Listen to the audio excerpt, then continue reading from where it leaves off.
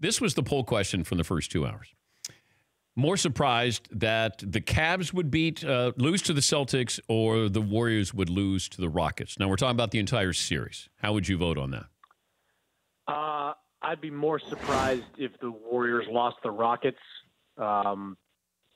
just because I think Cleveland-Boston is more evenly matched. It's not by a lot, but LeBron, he just finished. The Cavs just finished, brooming the Raptors out. But a couple of days before that, they were life and death with the Indiana Pacers, and you haven't seen Golden State play like that. So I think that'd be more surprised if the Warriors lost.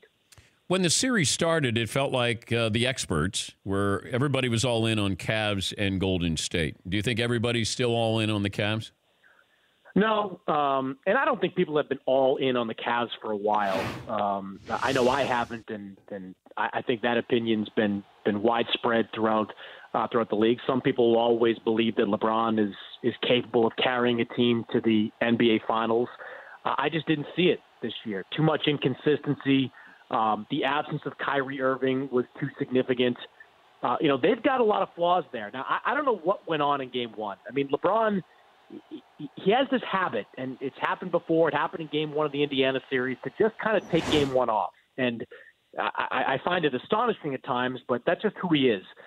He took Game 1 off against Boston. He's not going to do it in Game 2. So what he looks like in Game 2, how he comes out, what his supporting cast does playing off them, this Game 2 to me is maybe the most interesting game of the entire postseason. And if Boston would happen to win this one? I don't think that Cleveland comes back. I don't. I think look, I'll put it this way. I think it's more important for Boston to win Game 2 than it is for Cleveland, because I think Cleveland can rally at home to win 2 and, win 1 in Boston down the line, particularly at Game 7, if it comes to that. I think Boston badly needs these 2 games. If they win these 2 games, I think they can win this series in 5. I don't know if it's a character trait or flaw or what it says about LeBron, that there is that feeling sometimes that he'll just sort of say, all right, I'm resigned to the fact that we're not going to win this game. I don't know. That it's just a weird thing to have for one of the greatest players of all time.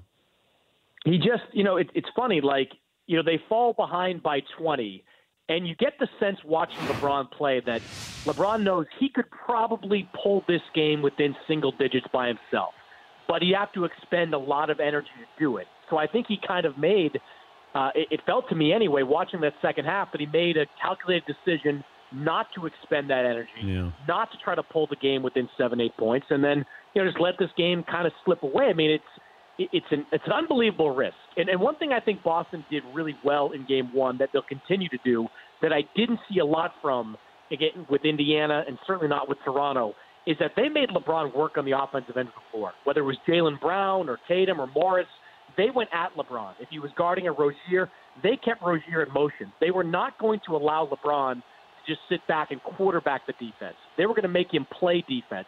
And if they keep doing that, they have the potential to sap some of his energy. They believe in Boston that maybe the best defensive strategy against LeBron is to make him work hard on offense.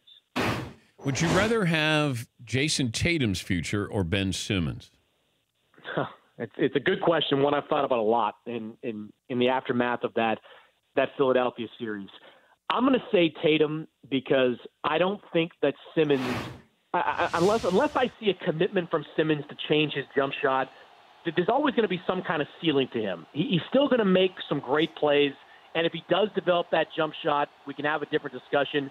But I really believe, Dan, and maybe it's not with this incarnation of the Boston team, because, I mean, you saw the $250 million in talent Boston had at the back end of their bench in Game 1. I mean, they're going to have scores next year, and if Tatum's part of this group for the next few years, he's not going to put up great numbers. Yeah. But Tatum down the line is going to have the capacity to be a 28 to 38 per game scorer. I really believe that. Wait.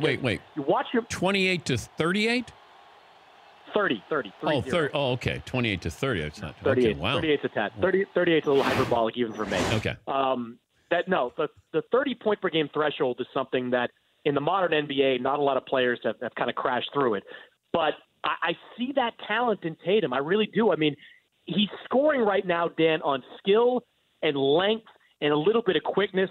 When Tatum develops his man strength and any kind of modicum of a post game, he's going to be special because he can't go through guys right now. He's got to go around them. He's got to go over them. He can't power through anybody. Over the next couple of years, when he's like the tender age of 22, he's going to be able to start powering through players on a regular basis. And when he can do that, he's going to be downright unstoppable on that end. Would you rather have Ben Simmons' jumper or Lonzo Ball's? I'd rather have Lonzo Ball. Lonzo goes in. Well, no, but you have Ben Simmons now with that jumper of whatever it's going to turn out to be, or Lonzo Ball's. No, I'm taking Lonzo. Okay. Because I don't would think too. Lonzo's is broken. No. Yeah, I mean, Dan, Lonzo, you probably heard this before, but Lonzo's biggest problem is not going to be his three-point shot. I mean, it's just not. His biggest problem is going to be when he's going, left to right, and he's pulling up from the mid-range, and he's got that extra hitch coming over. You know, a good defender is going to get in his face and contest or block because of that. But his three-point shot is not a problem. I was wondering if you showed him Kevin Durant's jumper, and I pointed this out a couple of times, that Durant's jumper starts on the left side of his head. And then, he brings it over and puts it in there correctly. Now, he's 7 feet tall with a wingspan of 7'6", so he's got more room to maneuver there. You know, Lonzo starts more like a windshield wiper where he's too far left to get it to where he needs to. When he has time to do it, he's got pretty good rhythm there. But I'm wondering if you can fix that, anywhere down the road here for Lonzo Ball. We know Ben Simmons needs to have a jumper. He doesn't have one. Lonzo needs, it feels like, to shorten his up a little bit. You can fix that. I would imagine, though, and I haven't talked to anybody at the Lakers about this recently, but I would imagine that's not going to be a priority for them in the offseason. I mean, as long as it's going in, the Lakers aren't going to have a problem with it. And he got better as the season went on. More to the point with a guy with any young player, I mean, these young guys, Dan, every level they've ever played in, they've probably been the best player on the floor. Going to a young player who's been a star all his life and saying that what you're doing is wrong, we're going to fix it, it's very hard to get that young player to accept that, to buy into that. A handful have done it, and Kawhi is the greatest example of it because Kawhi came to San Antonio, overhauled his jump shot under Chip Engelland, and became one of the best jump shooters in the NBA. But getting a guy to really do that when he doesn't believe that his shot needs work, Simmons is a different animal. I mean, we could see Simmons shooting with a different hand next year. I mean, there could be a lot that goes into to change in Simmons' game. Wow. But for Lonzo, I think it's going to stay largely the same. Before I let you go, I know you saw Lomachenko, that fight. Fill America in on just how big or important this kid is. He's probably, I mean, Floyd Mayweather is the most talented fighter I've ever seen, but defensively, he's more defensive-oriented. Vasily Lomachenko is the most gifted offensive fighter that I've ever seen. He can fight anywhere from 126 to 135 pounds. He's got the best footwork you've ever seen. He's like a ballet dancer out there with how well he can move with his feet. And what he did against the biggest opponent of his career physically, I mean, Jorge Linares came into the fight at about 141, 145 pounds, had about 10 pounds on him in that fight. What he did to him, wearing him down systematically. If you ever get a chance to watch him fight, he is truly one of the great fighters of this generation, maybe of all time, who's just getting a look because he spent most of his career in the amateurs winning gold medals. Yeah, I saw SportsCenter had a feature on him, and his dad is his coach, and seems like he's got the it factor there, which boxing desperately needs. Yeah, it's just he's a little on the older side, and what boxing needs is that younger fighter like a Lomachenko who's English speaking, who could be the face of it in the same way De La Hoya was when he came out of the Olympics in 1992.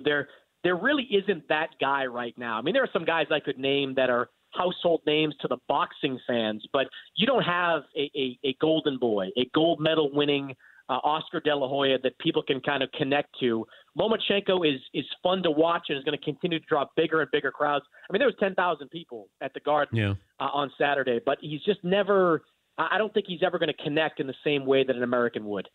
Hey, one other thing. I was told this over the weekend on Saturday, and that is, enjoy Brad Stevens in Boston because he'll eventually take over for Mike Krzyzewski at Duke. Yeah. What do you think? Nah, I don't believe that. You don't? I mean, no, I don't. I mean, Dan, I'll put it this way. I could tell you 15 different reasons why I don't think Brad would do it. How many pro coaches can you name that voluntarily go back to college? I know Duke's different and Duke's special, but really since like Pitino did it leaving the Knicks in the 90s, and I think Larry Brown did it in the 80s. Since then, can you name a coach that goes voluntarily back to the college ranks? They don't do it. I'm telling you, I've thought about this. Yeah. But this is the only this is the job that he would, if you're going to coach in college, this would be, he missed out on Indiana. They passed him up at Indiana. Who knows why?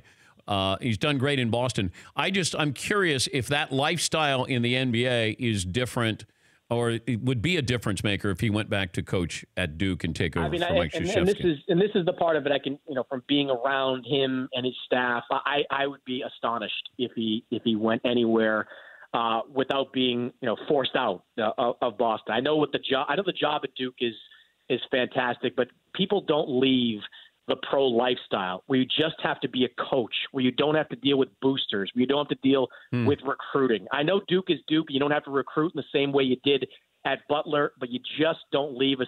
Look, Brad Stevens, his salary is I think around like $6 million per year, something like that. Eventually, as he keeps winning, that's going to go up. He's in his early 40s. I'd be stunned. I mean, look at what he has right now. I mean, let's assume Krzyzewski is Krzyzewski. Like, what is he? I mean, let's assume he's gone within 5 years. The Celtics are going to be really good over the next 5 years, probably good for the next 10 years because their two stars are in their very early 20s, two young stars. I can't see Brad Stevens up and leaving that team to go to Duke or anywhere else. Thank you, Chris. We appreciate your time.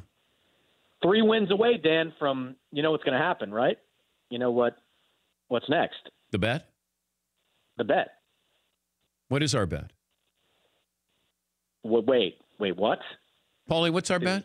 I remember the bet being if the Celtics go to the NBA Finals, Chris gets to host this show with you sitting in McLovin's chair or in the back row. Is that correct, Chris? That's accurate. Oh, okay. So I don't do anything. And if the Cavs win, Mannix has to get a buzz cut. Cut. Okay. So you feel pretty good? No, not at all. In fact, I'm running my hands through my hair as we speak. But I'm just saying, a bet's a bet. Can we cut it on air? Yes. All right. It's all about content. We appreciate that, Chris. I would expect nothing else, Dan. Thank you, bud. That's Chris Mannix, Yahoo Sports senior NBA and boxing writer. For more Dan Patrick Show, tune to Audience Channel 239 on DirecTV or download the Dan Patrick Show app.